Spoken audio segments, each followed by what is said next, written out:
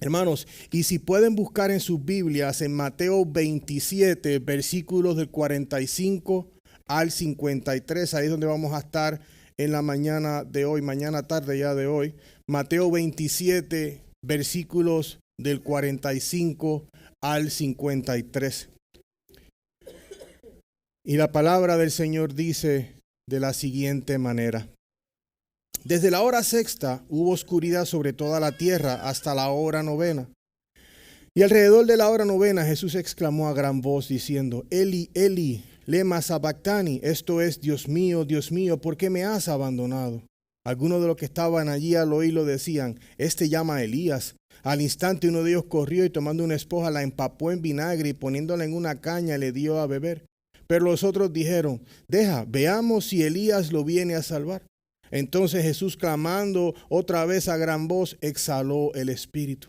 En ese momento el velo del templo se rasgó en dos de arriba a abajo, y la tierra tembló y las rocas se partieron y los sepulcros se abrieron, y los cuerpos de muchos santos que habían dormido resucitaron. Y saliendo de los sepulcros después de la resurrección de Jesús, entraron en la santa ciudad y se aparecieron a muchos. Esto es palabra de Dios. Hermanos, pueden tomar asiento. Muchas gracias. A medida que continuamos en nuestra serie de Camino a la Cruz, hoy nos encontramos en la porción de la Escritura que habla acerca de la muerte de Jesucristo, como ya lo leímos. La cruz ha sido durante miles de años el símbolo de la fe cristiana y lamentablemente muchas personas no comprenden la historia detrás de la cruz y la crucifixión, y más aún no entienden el peso del sacrificio que Jesús hizo por pecadores. Como todos lo sabrán, la cruz era donde el gobierno romano colgaba a todos los criminales y todos los que se ponían a las reglas de su gobierno. Hermano, la cruz era pesada, la cruz era vergonzosa, la cruz era pública, la cruz era cruel. La cruz fue el lugar donde la gente del pueblo se burlaba de Jesús mientras él la cargaba por la vía dolorosa. También fue el lugar donde los ladrones a cada lado de Jesús se burlaron de él ahí en la cruz. También la cruz fue el lugar donde Jesús salvó a uno de esos ladrones que creyó en lo que Jesús le estaba hablando. También es el lugar donde Jesús le pidió al Señor que perdonaba a los que estaban infligiendo dolor a su cuerpo y a su vida porque ellos no sabían lo que estaban haciendo. Pero lo más importante es que la cruz es el lugar donde Dios satisfizo su ira por el pecado en el cuerpo de Jesús, lo que le costó su vida para que los pecadores, al arrepentirse y poner su fe en Cristo, o sea, en Él, puedan ser redimidos y perdonados. Algunas personas miran la cruz con tristeza, como si los acontecimientos en la cruz fueran algo que tomaron a Dios por sorpresa y a Jesucristo también. Mis estimados, recuerden que Dios es soberano sobre toda la creación y todo lo que sucede. Dios no creó el pecado ni puede crear. Sin embargo, Dios utiliza todo lo quebrantado, caído de este mundo para su gloria, y tal fue la cruz romana. La muerte de Jesús fue predestinada por Dios, y la palabra predestinada en el griego significa marcar de antemano. Dios predestinó desde la fundación de la tierra que Jesús vendría a la tierra a morir en una cruz por los pecados del pueblo de Dios. Más aún, Pedro dijo lo siguiente en el libro de los Hechos con referente a Jesús y la cruz. Dijo: hombres de Israel, en Hechos 2, 22, 23. Hombres de Israel, escuchen estas palabras. Jesús el Nazareno, varón confirmado por Dios entre ustedes con milagros, prodigios y señales que Dios hizo en medio de ustedes a través de él, como ustedes mismos saben. Este fue entregado por el plan predeterminado y el previo conocimiento de Dios. Y ustedes lo clavaron en una cruz, por manos de impío lo mataron. Ahora bien, también hay algo verdaderamente triste con respecto a la cruz del Calvario. Y es que muchas personas no entienden ni creen en el poder de la cruz para perdonar y salvar. Siempre quieren añadir obras, siempre quieren poner otra cosa, cuando la cruz es suficiente.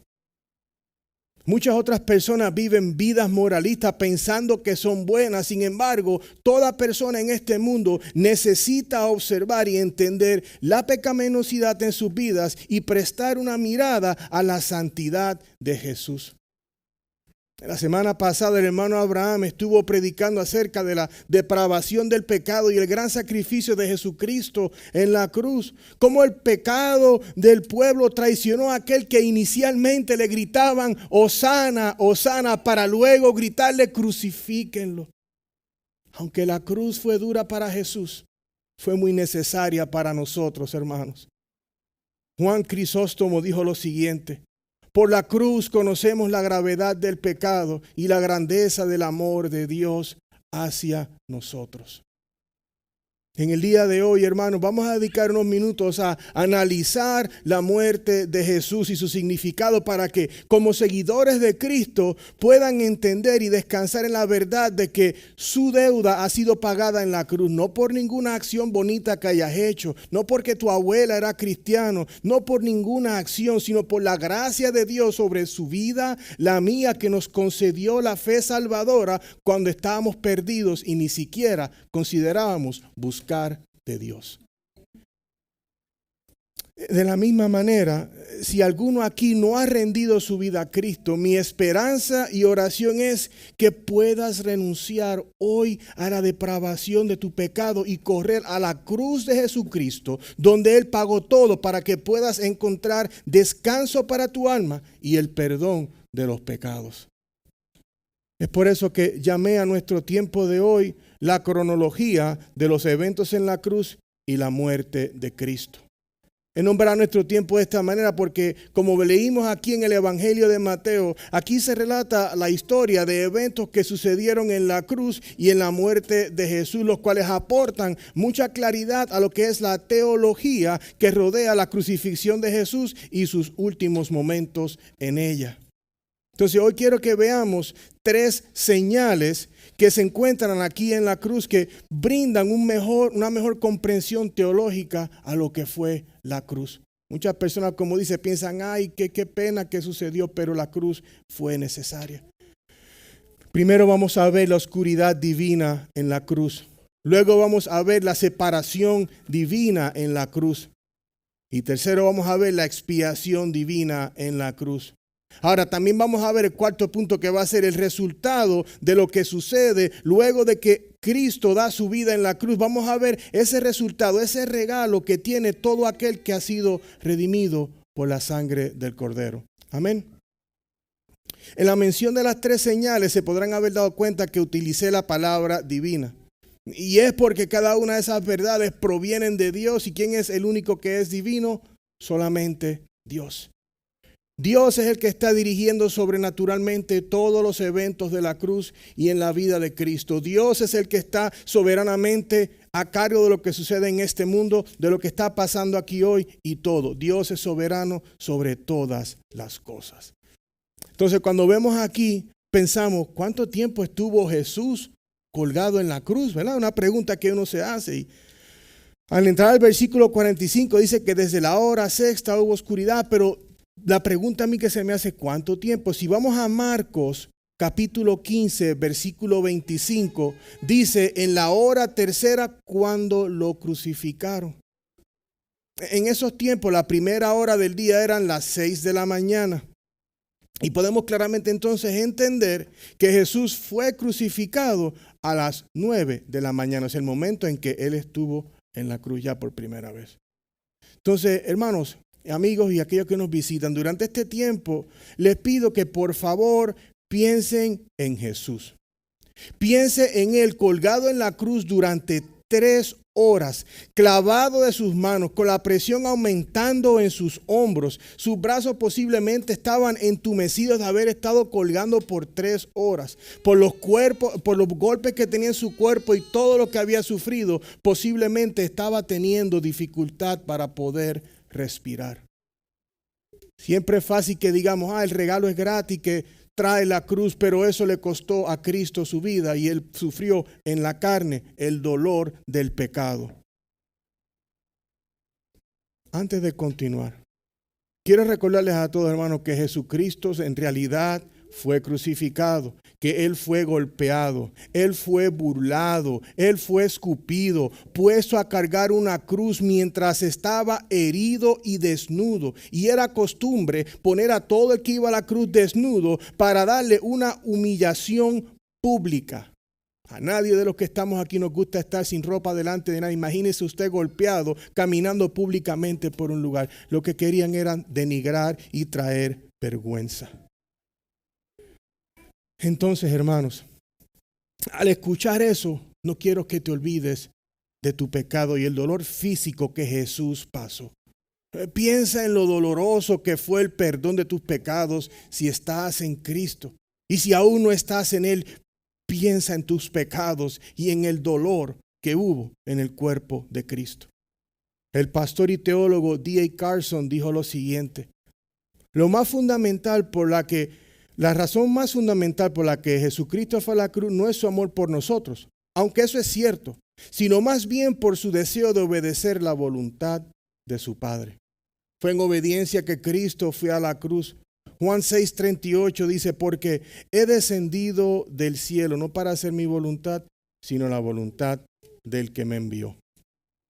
Entonces, con eso en mente, vayamos ahora al versículo 45, donde la cronología, lo que sucede ahora en los eventos de la cruz, continúan hasta el último momento del aliento de Cristo y su victoria del pecado ante todos. Todos los que estaban ahí presentes, muchos de ellos no tenían ni idea, pensaban que estaban haciéndole algo a ese hombre loco que estaba hablando que era el Mesías, el Hijo de Dios, y ellos estaban siendo testigos del evento más grande que el mundo pueda haber tenido: la muerte de Cristo en la cruz.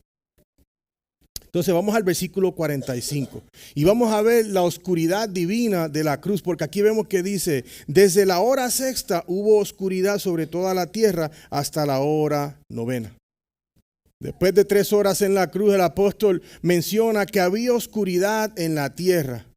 La palabra aquí en la tierra, en el idioma original, se entiende que puede haber sido o en esa sección o la tierra entera. No sabemos exactamente cómo puede haber sido, pero puede haber sido un eclipse total que surgió de una oscuridad. Pero no fue un eclipse, sino que el Señor quitó la luz. Y cuando vemos oscuridad, se nos hace difícil ver el nombre de Cristo asociado con la oscuridad, porque Cristo es ¿qué? Luz. Entonces queremos ver más a fondo para entender por qué es que Mateo dice aquí que hubo oscuridad sobre toda la tierra. Si vemos Isaías 9:2, vemos que dice: el pueblo que andaba en tinieblas ha visto gran luz. A los que habitaban en la tierra de sombra y muerte, la luz ha resplandecido sobre ellos. O sea que Él es luz. Cuando pensamos en los 3 magos, ellos también fueron dirigidos a la estrella que daba luz, donde estaba Cristo cuando Él nació en Belén. Todo lo que vemos es luz. En Mateo 2:9 encontramos eso. El apóstol Juan también registró las palabras de Jesús cuando él habla de Él, de ser luz. Entonces uno se confunde, ¿verdad? Dice: pero ¿por qué hay oscuridad si hay luz? Juan 8:12 dice: Jesús les habló otra vez diciendo: yo soy la luz del mundo. El que me sigue no andará en tinieblas, sino que tendrá la luz de la vida. Ahí la oscuridad que Cristo habla es del pecado, pero hay más de lo que Mateo está diciendo aquí acerca de la oscuridad. Y para eso quiero que me ayuden a ir al Antiguo Testamento, al libro del Éxodo, capítulo 10, versículo 21 al 23.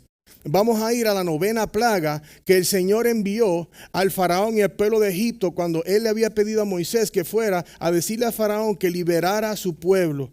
Él envía ya la 9ª plaga porque no querían dejar al pueblo de Dios libre. Y mire lo que sucede aquí con referente a la oscuridad y cómo esto es algo más que pecado.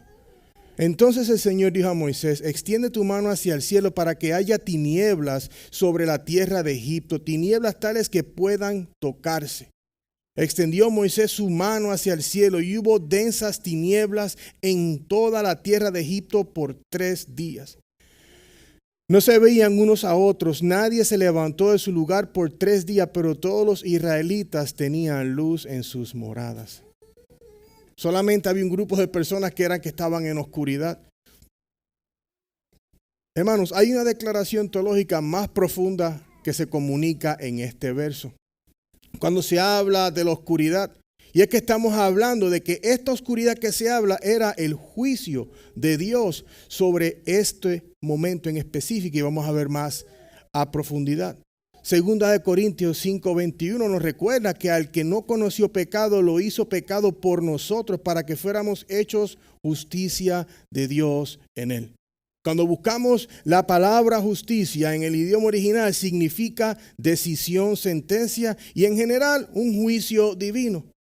Con el despliegue de oscuridad en medio del día, en el mediodía, Dios sobrenaturalmente apagó la luz mayor, el sol, y ha mostrado a toda la tierra o el mundo que Él está derramando su juicio divino sobre el pecado. La Biblia habla claramente del juicio y las tinieblas. Comencemos acudiendo nuevamente al profeta Isaías en Isaías 13, versículos 10 y 11. Dice, pues las estrellas del cielo y sus constelaciones no destellarán su luz. Se oscurecerá el sol al salir y la luna no irradiará su luz. Castigaré al mundo, ¿por qué? Por su maldad, y a los impíos por su iniquidad. También pondré fin a la arrogancia de los soberbios y abatiré el orgullo de los despiadados.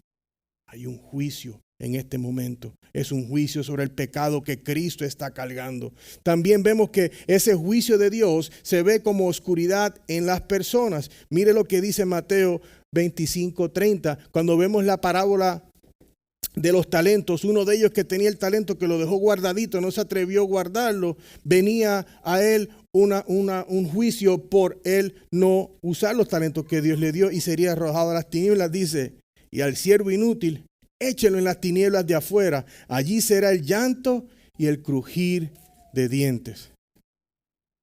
Además vemos la oscuridad en el juicio venidero de Dios sobre el mundo. Y lo leemos en el profeta Amós, en el capítulo 8, versículo 9. Y cuando vemos esto, vemos una gran similitud a lo que sucedió, que había gran oscuridad en la tierra también. Y esto era algo que iba a suceder ya en el juicio venidero sobre el mundo. Y lee así. Y sucederá que en aquel día, declara el Señor Dios, yo haré que el sol se ponga al mediodía y que la tierra en pleno día se oscurezca. Hay un juicio, hermano. Toda la tierra estaba en oscuridad mientras el santo y justo Hijo de Dios estaba cargando sobre sí mismo el pecado y la inmundicia del mundo. Esa inmundicia que usted y yo pusimos en su espalda. Es por eso que tenemos que ver la cruz aún más allá. No solamente como una decoración de la pared o simplemente, como dice en inglés, un free jail card que te puede salir de la cárcel gratis. No, hay un entendimiento del dolor y el sufrimiento y lo que había encima de él, hermanos. Por eso comenzamos estas semanas de estudios de Camino a la Cruz hablando acerca de lo que es el pecado, de lo dañino que es el pecado y cómo el pecado fue lo que llevó a nuestro Señor Jesús a la cruz. La ira de Dios estaba sobre el pecado que estaba sobre Jesús. Es por eso que nunca podemos olvidar el dolor que Jesús tuvo que pasar para pagar por tus pecados, para pagar por mis pecados. Piensa en las cosas que puedes estar haciendo que te separan de Dios. El dolor de Jesús en la cruz fue vivido como juicio por pecado, y si no crees que su pago es suficiente, entonces esa deuda le toca a usted. El apóstol Pablo dijo a la iglesia en Roma las siguientes palabras en Romanos 1:18.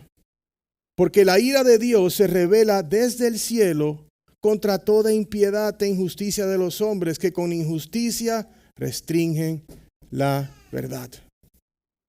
Hermanos, cualquiera que haya sido verdaderamente quebrantado por sus pecados y se haya arrepentido de ellos, está legítimamente salvo porque sabe que no tiene nada que poner para su salvación. Sabe que ha sido por la gracia de Dios y por la fe en esa obra expiatoria de Jesucristo en la cruz, porque sabemos que no hay nada bueno que reside en nosotros que pueda ni siquiera acercarse a lo que fuera el pago de nuestra salvación.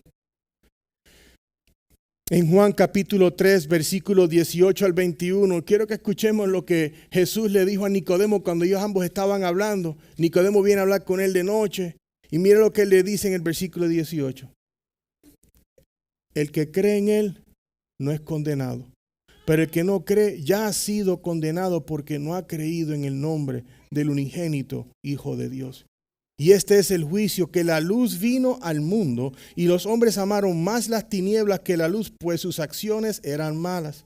Porque todo el que hace lo malo odia la luz y no viene a la luz para que sus acciones no sean expuestas. Pero el que practica la verdad viene a la luz para que sus acciones sean manifestadas, que han sido hechas en Dios. Hermanos, hay una oscuridad en toda la tierra que hubo en ese momento, y es el juicio de Dios sobre el pecado que está cargando nuestro Señor Jesús. Ahora vemos el versículo 46 y vamos a ver que hay una separación divina, y dice así: y alrededor de la hora novena Jesús exclamó a gran voz diciendo: Eli, Eli, lema sabactani, Dios mío, ¿por qué me has abandonado? Al leer este versículo, dos cosas resaltan inmediatamente. La hora novena, que son las 3 de la tarde, o sea que desde las 9 hasta las 3 ya el Señor Jesús lleva un buen tiempo colgando. Y también leemos del lamento de Jesús a Dios porque lo abandonó en ese momento en la cruz. Yo me imagino ese clamor de Cristo: Dios mío, ¿por qué me has abandonado? Quizás usted está pensando, ¿por qué Dios, quien es el Padre de Jesús, lo habrá abandonado en el momento más difícil de su vida? Mis queridos hermanos, hermanas y amigos, analicemos este versículo un pensamiento a la vez y saboreemos la riqueza teológica que se encuentra aquí con respecto a Dios, el pecado y Jesús. Para eso visitemos Mateo capítulo 26, específicamente el momento en que Jesús y los discípulos, luego de que tuvieron la cena en la habitación superior, van al jardín de Getsemaní. El Señor le pide a sus discípulos que mantengan guardia mientras Él iba a orar. Viene 3 veces a donde los discípulos estaban durmiendo, pero finalmente el Señor está orando porque, hermanos, Él sabe lo que está por venir.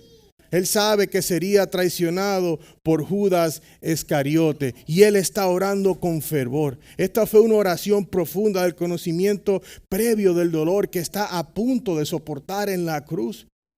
Y la copa de la que habla Jesús aquí que leímos en Mateo 26:39, hermano, es la copa de la ira divina de Dios sobre el pecado.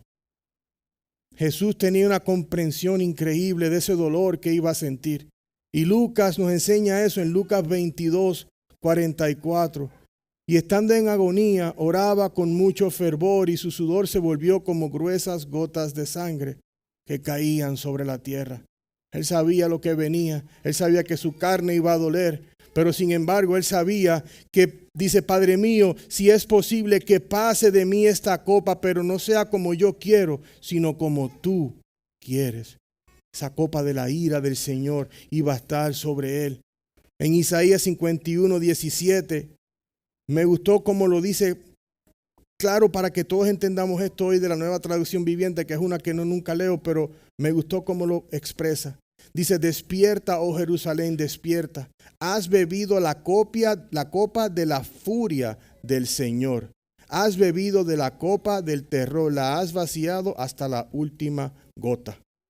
El profeta Jeremías también habla de ella en Jeremías 25, versículo 15 y 16. Porque así me ha dicho el Señor, Dios de Israel: toma de mi mano esta copa del vino del furor y haz que beban de ella todas las naciones a las cuales yo te envío. Ellas beberán y se tambalearán y enloquecerán a causa de la espada que envié en medio de ellas. Jesucristo estaba presto a tomar de esa copa de la furia del Señor. Hermano, Cristo fue ofrecido en la cruz para satisfacer la ira y la justicia de Dios sobre el pecado. Jesucristo llevó en sí mismo la obra de la redención en la cruz del Calvario al tomar de la copa del sufrimiento, de la ira de Dios. Jesús tomó de la copa del sufrimiento la cual todos nosotros merecíamos tomar. Y nosotros, por la fe única en Cristo, podemos recibir ese pago. Eli, Eli, sabactani, Dios mío, ¿por qué me has desamparado? Esa palabra desamparado significa dejado atrás, abandonado. Ahora, quiero dejar claro algo. Jesucristo, como saben, es la segunda persona de la Trinidad. Dicho esto, Jesús y Dios son uno. No se pueden separar, esa es su naturaleza. Ahora bien, cuando se habla de que Dios abandonó a Jesús, significa que hubo un momento de distanciamiento de Dios, de la humanidad de Jesús, por un breve momento, mientras Él cargaba los pecados del pueblo de Dios en la cruz. Dios no puede estar alrededor del pecado porque Él es ¿qué? Puro y santo. Y la sola presencia del pecado alrededor de Él produce en Dios la ira judicial. Les quiero leer lo que el puritano Thomas Brooks dijo con referencia a esto. La gloria de Dios y el honor de Dios llaman en voz alta a los cristianos a evitar la sospecha del pecado. Dios es esencialmente santo, tan universalmente santo, tan trascendentalmente santo, tan superlativamente santo, tan radical y fundamentalmente santo. Él es tan independientemente santo, tan inmutable, constante y ejemplarmente santo que no puede sino odiar y aborrecer la apariencia misma del mal. Mire, así como el pecado aparente despierta la ira paternal de Dios contra los pecadores, así la apariencia del pecado despierta la ira paternal de Dios contra los santos. Un corazón misericordioso sabe que Dios es de ojos más limpios para contemplar el mal y por lo tanto se mantiene alejado de la apariencia de iniquidad. De todos los hombres en el mundo, ninguna honra a Dios a un ritmo tan alto como aquellos que se mantienen alejados de la apariencia del mal. Hermano, la expresión Eli, Eli, sabactani son palabras en hebreo y en arameo. Y estas palabras son las que Jesús clamó y hacen el cumplimiento del Salmo 22. Y les exhorto a que lo lean en la casa, el Salmo 22, un salmo muy bonito que David escribió. En este salmo David ora en agonía y sufrimiento a Dios mientras siente que Dios no responde a su clamor y súplicas y él se siente alejado de Dios. De la misma manera, el Señor Jesucristo está clamando a Dios en su momento de mayor aflicción, haciendo eco a las palabras del salmista, ya que él necesita que el Padre esté ahí y no lo abandone. Vemos que el Salmo 22 dice de la siguiente manera: Dios mío, ¿por qué me has abandonado? ¿Por qué estás tan lejos de mi salvación y de las palabras de mi clamor? Dios mío, de día clamo y no respondes, y de noche, pero no hay para mí reposo. De la misma manera, queridos míos, toda persona que esté en Cristo Jesús puede clamar al Padre que está en el cielo en la hora mayor de angustia y necesidad. De la misma manera, cualquier persona que escuche el Evangelio por primera vez, se arrepiente de sus pecados y cree en esa verdad, puede clamar a Dios con ese mismo fervor y esa misma confianza de que el Señor escuchará su clamor.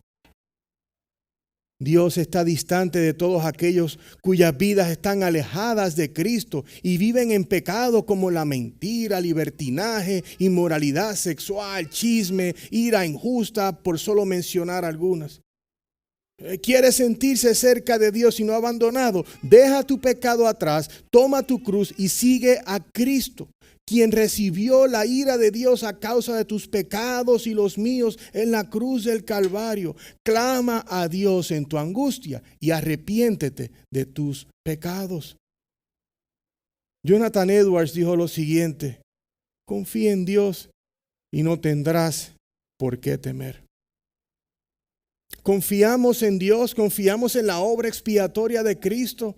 Hermanos, nos reunimos aquí todos porque estamos bendecidos de que hemos escuchado del Señor Jesús. No estaríamos aquí si no tuviéramos interés en la palabra de Dios. Ningún hombre que no esté en Cristo no quiere escuchar la palabra, quiere un show, quiere un espectáculo, quiere que le hablen de cosas bonitas, quiere que le digan que es bueno, pero no hay ni uno justo, ni uno que desee el bien, solamente nuestro Señor Jesús que pudo hacer ese pago por nosotros. Esos hombres alrededor de la cruz estaban tan perdidos como yo sin GPS en Puerto Rico, porque decían, está llamando a Elías en el versículo 47 al 49. Dice, algunos de ellos estaban allí y le decían, este llama a Elías. Pensaban cuando dice Eli, Eli, sabactani, dice, está llamando a Elías. Al instante uno de ellos corrió y tomando una esponja la empapó en vinagre, la puso en una caña, se la dio a beber. Y los otros dijeron, no, déjalo a ver si lo viene a salvar Elías. Ellos no entendían las palabras Eli, Eli, sabactani. Ellos estaban totalmente perdidos. Ellos sabían que Dios se había llevado a Elías al cielo, nunca murió, se lo llevó con los ángeles en la carroza de fuego y se lo llevaron. Y vemos luego en Malaquías 4:15 el profeta hablar de que en el día del Señor dice, yo les envío al profeta Elías antes que venga el día del Señor, día grande y terrible. Ellos pensarían que, él está llamando a Elías, Elías lo va a venir a rescatar, a ver si es verdad, si tú eres Dios y eres el Hijo de Dios, que vas a ser rescatado de la cruz. Luego en el versículo 48 leímos aquí que dice que empaparon una esponja en vinagre y se la ponieron acá y se la dieron a beber. ¿Saben por qué hicieron eso? Porque querían que, como están en la cruz, están con el dolor, podían irse inconscientes para mantenerlos despiertos, para que no se fuera a morir, para que siguiera sufriendo ese gran dolor que tenía. ¿No era que querían que se le curara la sed? Entonces, versículos 50 al 51, ahora vamos a movernos a lo que es la expiación divina en la cruz. Ya vimos que está el juicio, vimos que está, obviamente lo que hablamos ahorita, que es que la separación divina de Dios, porque Él estaba cargando el pecado, y ahora vamos a ver la expiación divina en la cruz y explicaremos por qué. El versículo dice de la siguiente manera: entonces Jesús, clamando otra vez a gran voz, exhaló el espíritu. En ese momento el velo del templo se rasgó en dos de arriba a abajo y la tierra tembló y las rocas se partieron. La cronología de los acontecimientos de la cruz nos llevan ahora al clamor de Jesús por segunda vez, porque primero lo vimos aquí cuando él clama y dice Eli, Eli, lama sabactani. Pero ahora nos lleva al momento en que Jesucristo está a punto de respirar su último aquí en la tierra. La vida de Jesús está a punto de terminar por completo. Me imagino que los espectadores que estaban allí están pensando, mira, ya por fin le están quitando la vida a ese hombre. El gobierno romano piensa que tiene la vida de Cristo en sus manos, pero ellos están equivocados. Porque nadie le puede quitar la vida a Cristo. Ningún soldado o autoridad romana tiene realmente el control o la autoridad de quitarle la vida de Jesús, porque nadie la tenía.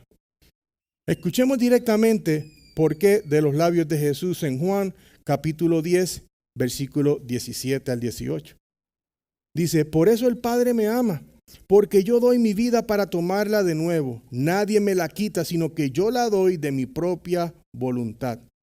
Tengo autoridad para darla y tengo autoridad para tomarla de nuevo. Este mandamiento recibí de mi Padre. Luego vemos en Juan 10, 11. Yo soy el buen pastor. El buen pastor da su vida por las ovejas. Cuando vemos aquí la palabra exhaló, significa despedir, dejar en paz. Cuando Jesús dice que Él está exhalando su vida, Él está dejándonos saber que Él tiene el control de ella. Nadie se la quitó. Muchos de los libros que uno busca de la historia de la cruz, muchos de los que estaban crucificados duraban varios días en la cruz. Jesucristo no duró tanto tiempo como ellos. Él dio su vida cuando Él entendía que ya era el momento de dar su luz, su vida. Entonces aquí hay un mejor significado, porque hay un significado teológico aquí que podemos ver que es más allá de la superficie. Y se llama la expiación sustitutiva o la sustitución penal. Y ustedes dirán, ajá, ahora me perdiste. ¿Qué usted quiere decir con eso, pastor? ¿Expiación sustitutiva o sustitución penal? ¿Qué es eso? ¿Un preso, una cárcel? No entiendo. ¿Cómo el saber eso que usted dice me marca una diferencia en mi vida y por qué debo de saberlo? Estoy leyendo su mente, me alegra que me hagan la pregunta. Porque la doctrina de la expiación sustitutiva o sustitución penal es la doctrina que habla de lo penal, es decir, lo relacionado con el castigo por las ofensas, y la sustitución habla de una persona tomando el lugar de otra. Entonces, sustitución penal significa que Jesucristo está en la cruz por tus ofensas en tu lugar. Estamos hablando de que su justicia en la cruz llevó nuestros pecados y nosotros tenemos su justicia y Él lleva nuestro mal. Nosotros merecíamos el lugar de la cruz y no Él. Recuerden que la Biblia nos dice en Romanos 3:23 que todos hemos pecado y estamos destituidos de la gloria de Dios. Ninguna persona es justa, ni siquiera una, para poder convertirse en pago justo a Dios para satisfacer su ira por los pecados. Solamente Jesús es el sacrificio expiatorio perfecto. Es por eso que necesitamos a Jesucristo en la cruz, porque de otra manera no habría forma de obtener la salvación. Primera de Pedro 2:24 dice lo siguiente, mis estimados. Él mismo llevó nuestros pecados en su cuerpo sobre la cruz, a fin que muramos al pecado y vivamos a la justicia, porque por sus heridas fueron ustedes sanados. Y también Pedro dice en Primera de Pedro 3:18, porque también Cristo murió por los pecados una sola vez, el justo por los injustos. ¿Lo ven ahí el tema? Para llevarnos a Dios muerto en la carne, pero vivificado en el Espíritu. Esta doctrina es fundamental en la doctrina de la salvación y la fe cristiana, ya que nadie puede ser salvo a menos que crea que Jesús es el Cordero de Dios, esa sustitución por nuestros pecados en la cruz. El que no tenía pecado murió en la cruz para el rescate de los pecadores. El puritano Juan Boyce dice lo siguiente: en la creación el Señor hizo al hombre como Él mismo, pero en la redención Él se hizo como el hombre. Al que no conoció pecado lo hizo pecado por nosotros, para que fuéramos hechos justicia de Dios en Él. A mi entender, el apóstol Juan, aquí cuando vemos paralelo al 50, en Juan 19:30, una de las palabras que yo considero, o una frase, de las palabras más preciosas que uno puede escuchar alrededor de la cruz, para mi entender. Resultan reconfortantes cuando los pecadores, al escuchar las noticias del Evangelio, se dan cuenta de que han pecado y que Jesús ha asumido la carga del pecado de ellos en la cruz del Calvario. Eso es una buena noticia para nosotros. Jesús dijo lo siguiente en Juan 19:30. Entonces Jesús, cuando hubo tomado el vinagre, dijo: consumado es, e inclinando la cabeza, entregó su espíritu. Jesús pronunció estas palabras: consumado es, tetelestai. Es cumplido, es consumado. Esta palabra también se utilizaba cuando se hablaba ya fuera de contabilidad o matemáticas. Si usted tenía una deuda, usted debía un costal de grano y usted pagaba su deuda, tetelestai, su deuda ha sido paga cuando usted pagaba. Es una deuda que ha sido pagada. Ya no es, hermanos, necesario realizar más expiaciones en el templo como en el Antiguo Testamento. Ninguna buena acción de ningún hombre puede jamás satisfacer la deuda del pecado con Dios. La salvación solamente puede recibirse por la fe en la expiación sustitutiva de Cristo en la cruz. Jesús pronunció estas palabras: consumado es, alrededor de las 3 de la tarde, la misma hora en la cual el Cordero Pascual de todas las personas que traían al templo se mataban, a las 3 p.m. Hasta ahora hemos visto las 3 señales divinas del Señor alrededor de la cruz, de Jesucristo y su último aliento: consumado es. Comenzamos hoy mirando la oscuridad divina que Dios trajo a la tierra desde el mediodía hasta las 3 de la tarde, dando la señal de un juicio sobre el pecado. Luego vimos cómo Dios no está cerca del pecado.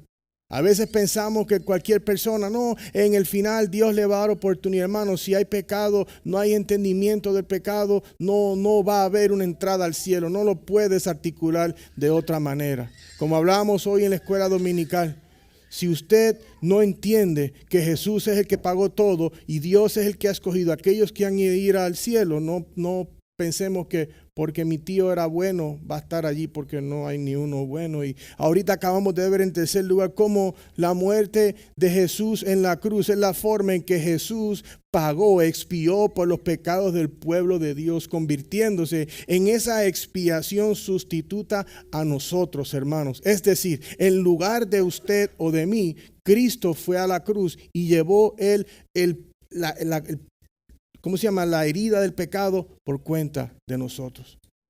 Ahora, la pregunta a formular son las siguientes. ¿Crees o has creído que eres un pecador? Porque hay que entenderlo, porque si Cristo vino a morir por los pecados y usted dice que no peca, que no es pecador, pues entonces para usted no vino. He died for sins. Él murió por pecados.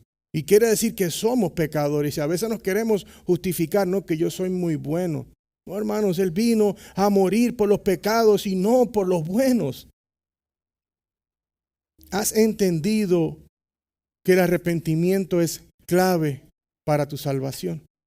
Entender que has pecado en contra de un Dios perfecto. Entender que Él envió a su Hijo Jesús a morir en la cruz por los pecados de todo aquel que cree en Él. Sin arrepentimiento no hay visión de los pecados, ni conocimiento del pecado, porque demuestra que hay un entendimiento bajo de la cruz, porque dice, no entiendo, no soy pecador, entonces no entiendes la razón de la cruz, hermanos y hermanas. Hermanos, podemos ver la manifestación de la gracia de Dios y el amor de Cristo, culminando el ministerio de Jesús aquí en la tierra cuando pronunció las palabras, consumado es tetelestai. El príncipe de predicadores Charles Spurgeon dijo lo siguiente relacionado a esto. Cristo, ante su Dios, ofrece su propia alma dentro del velo de espesa oscuridad que lo ha cubierto de la vista de los hombres, prestando su propia sangre, entra detrás del velo, lo rocía allí y saliendo de medio de las tinieblas clama, consumado es. Ahora, queridos míos, quiero que pasemos al versículo 51, donde leemos acerca de cómo la cortina del templo se rasgó en dos y dice que fue de arriba a abajo. Lo que plantea la pregunta, ¿qué exactamente es el telón? Si por favor pueden ponerme rápidamente la foto del tabernáculo aquí atrás. Vemos dónde está el arca del triunfo. Esa cortina tapaba lo que es el arca del triunfo.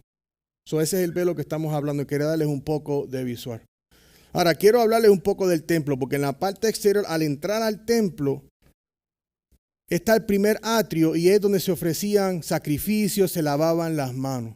Luego se encontraba el lugar santo, donde se colocaban los panes de la proposición. Habían 2 filas así de 6 panes, eran 12 en total, y solamente el sacerdote podía comer de ese pan. También tenían la menora encendida todo el tiempo. Y eso era la luz de Dios que estaba sobre ellos. Algo importante que quiero que recuerden es que tanto el pan como la luz en el lugar santo, Jesús cumplió en su vida. Jesús es la luz del mundo y Jesús es el pan de vida. Entonces, el lugar santo y el lugar santísimo, que es el que está anterior al arca del triunfo, estaba dividido por esa cortina y solamente en el día del Yom Kippur, el día del Atonement, ellos podían pasar allá, llevar sacrificio de sangre y entonces ofrecerlo. Inclusive hablan de que llevaban una campanita por si dejaba de sonar, saber que estaba vivo, no se había muerto. Era algo serio. Tenían que purificarse, lavarse, tenían que estar seguros de que estaban bien. Ahí es que está el arca del pacto, el lugar donde estaban las tabletas de la ley y donde habitaba la presencia del Señor. A este lugar solamente, como le dije, entraba ese sacerdote. Éxodo 42, 21 dice, y metió el arca en el tabernáculo y puso un velo por cortina y cubrió el arca del testimonio tal como el Señor había mandado a Moisés. Moisés hizo todo según Dios le había dado. La palabra santo sabemos que significa apartado. El lugar santo y el lugar santísimo son lugares diferentes a cualquier lugar en el mundo porque ahí estaba. Se entendía que estaba la presencia de Dios. Entonces el telón se rasgó en dos. Significa que la separación de las personas y de Dios fue derribada por el sacrificio de Jesucristo en la cruz. Ninguno nos podíamos haber acercado a Dios si no fuera por medio de ¿quién? De Cristo. Por medio de la fe en Cristo, ese gran sacrificio. Jesús derrumbó el muro entre judíos y gentiles. Y ahora la gente común puede venir a Dios únicamente por medio de la fe en Cristo y su obra expiatoria. Note que la Biblia indica que el telón se partió ¿cómo? De arriba hacia abajo, indicando que el que partió el telón fue ¿quién? Dios. No de abajo para arriba, que cualquier persona quiera venir a tratar de hacer cualquier payasada y truco que todavía la gente trata de hacer para hablar de la salvación. Pero como hablamos hoy repetidamente en la escuela dominical, la salvación proviene ¿de quién? De Dios. Efesios 2 del 13 al 18. Hermanos, somos reconciliados por la sangre de Jesús. Dice, pero ahora en Cristo Jesús, ustedes que en otro tiempo estaban lejos, han sido acercados por la sangre de Cristo. Porque Él mismo es nuestra paz y de ambos pueblos hizo uno. Mire lo que sucedió cuando se rasgó el velo, derribando la pared inmediata de separación, poniendo fin a la enemistad en su carne, la ley de los mandamientos expresados en ordenanzas, para crear en él mismo de los dos un nuevo hombre, estableciendo así la paz. Y para reconciliar con Dios a los dos en un cuerpo por medio de la cruz, habiendo dado muerte en ella a la enemistad. Y vino y anunció para ustedes que estaban lejos y paz a los que estaban cerca.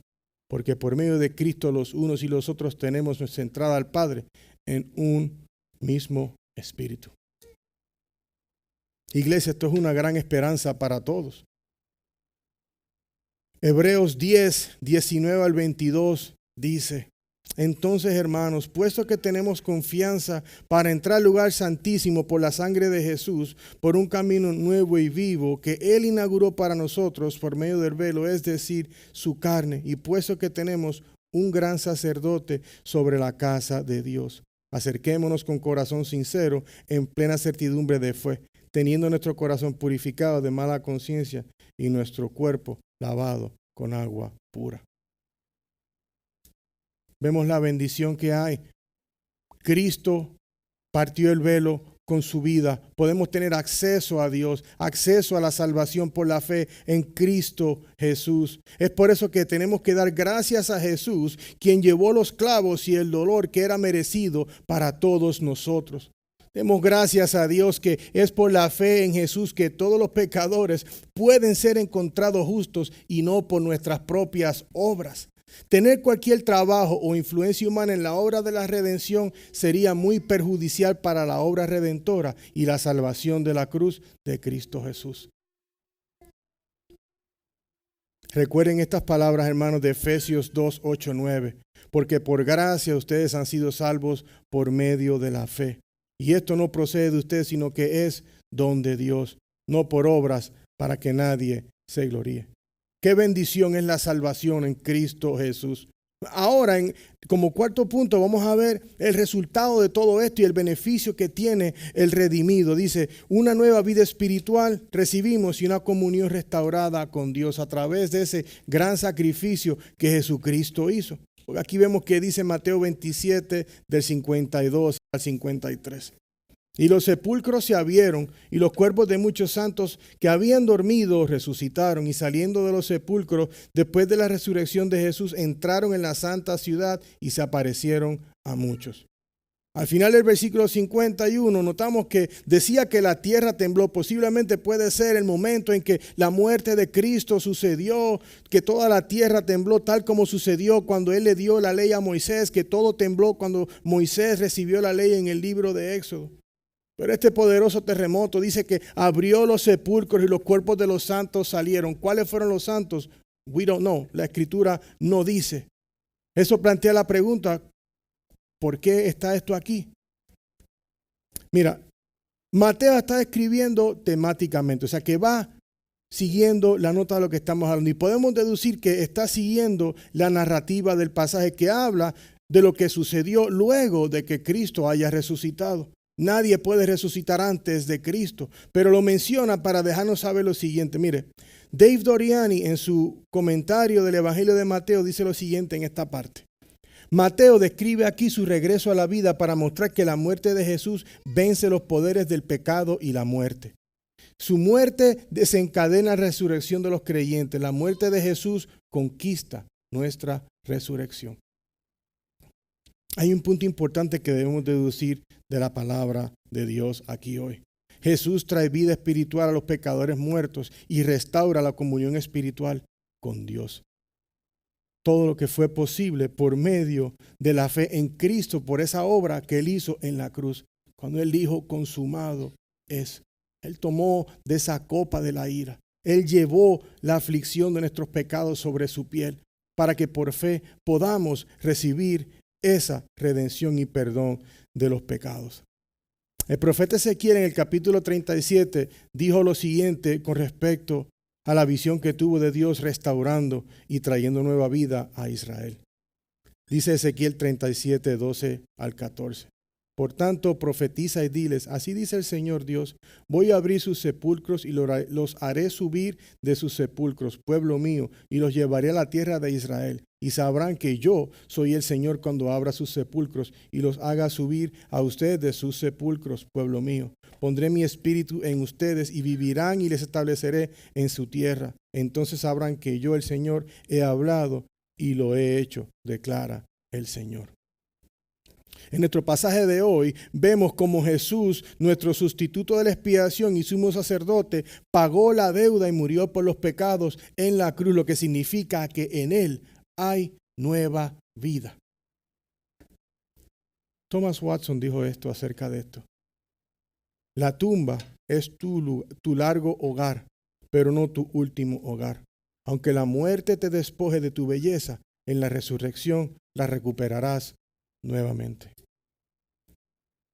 Queridos míos, Cristo tuvo que morir para que nosotros, que somos parte de su iglesia, podamos vivir para Él y para su gloria. La salvación que hemos recibido le costó mucho a Jesús, le costó su vida. No fue un rasguño, no fue un correazo, le costó su vida. No podemos tomar a la ligera la verdad de que Jesús se hizo pecado por nosotros. Como cristianos necesitamos ser postes de luz de la verdad de Dios en nuestras comunidades.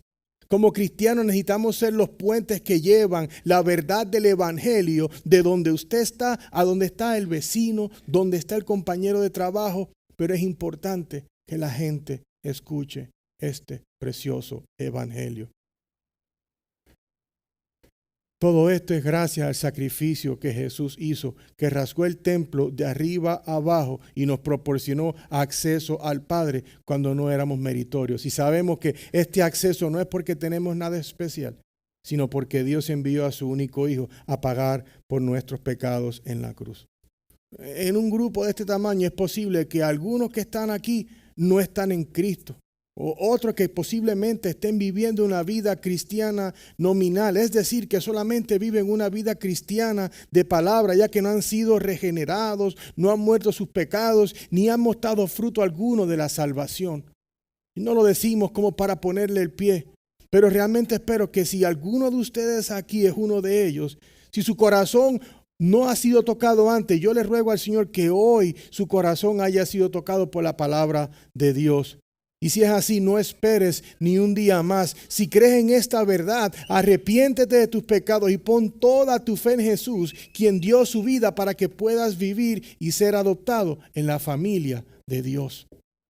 Es por eso que la muerte de Dios, de Cristo en la cruz, la vemos como algo necesario para nosotros. Porque, hermanos, una eternidad alejado de Dios sería horrible. La copa de la furia que tuvo que tomar Cristo en la cruz fue por la paga del pecado. Y si alguien no toma de esa no quiere coger la copa que Cristo tomó, le va a tocar a usted tomar de la furia del Señor. Y los dejo con esta cita de William Ames. Él dijo, la adopción es la sentencia misericordiosa de Dios por la cual acepta a los fieles por amor de Cristo a la dignidad de hijos. Amén. Hermanos, no nos olvidemos de este precioso sacrificio. Hay cosas difíciles en la vida, no estamos exentos de eso, pero tenemos que vivir en el regocijo y en la confianza y en el entendimiento de que toda la cronología de eventos de la cruz, si estamos en Cristo, tenemos que tener esa esperanza y regocijo en nuestra alma, que no importa lo que aquí esté sucediendo, pero es lo que viene luego.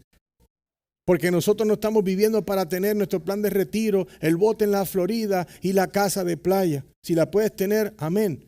Pero estamos hablando que lo más importante que tienes que entender es que tus pecados fueron pagados por Cristo. Y si no estás en Cristo, you need Him, lo necesitas para que puedas ser redimido y vivir tranquilo. Amén. Vamos a orar, mis hermanos.